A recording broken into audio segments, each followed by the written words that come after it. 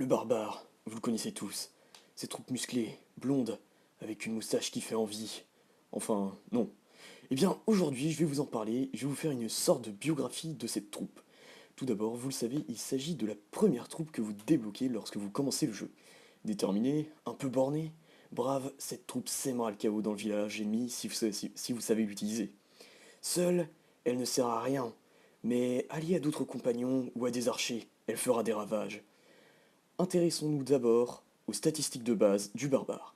Il fait du 8 de dégâts par seconde, il a 45 de vie, et il est relativement rapide avec une vitesse de 16. Mais l'un de ses plus gros avantages est qu'il ne coûte presque rien. Seulement 25 élixirs au niveau 1, et il se crée très rapidement en seulement 20 secondes.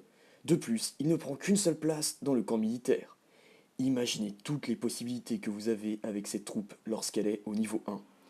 Maintenant, imaginez-la au niveau 7, avec des statistiques qui font plutôt rêver.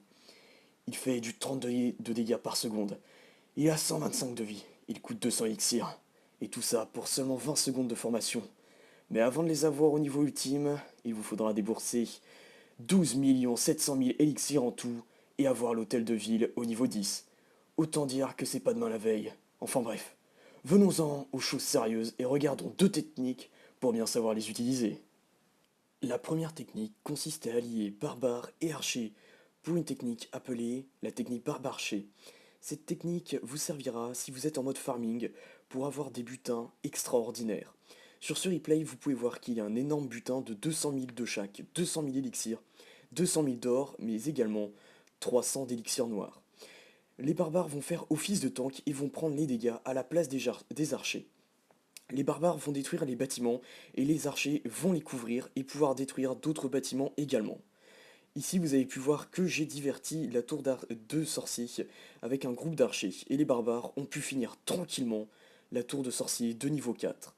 Ensuite les barbares vont prendre les dégâts avec les tours d'archers et les canons à la place des deux archers qui sont derrière. Malheureusement cela ne va pas suffire car comme toute troupe les archers ont leurs limites. Cependant, on ne peut pas parler des barbares sans parler du roi barbare, qui est le plus puissant des barbares jamais créé et jamais vu sur le jeu.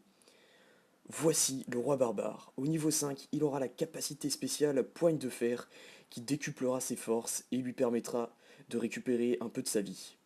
Les barbares situés à côté de lui bénéficieront également d'une augmentation de l'attaque. Voilà en ce qui concerne cette première technique. Pour la deuxième technique, si le cœur vous en dit, vous pouvez faire un full barbare. Mais ne faites pas non plus un full 100% au barbare.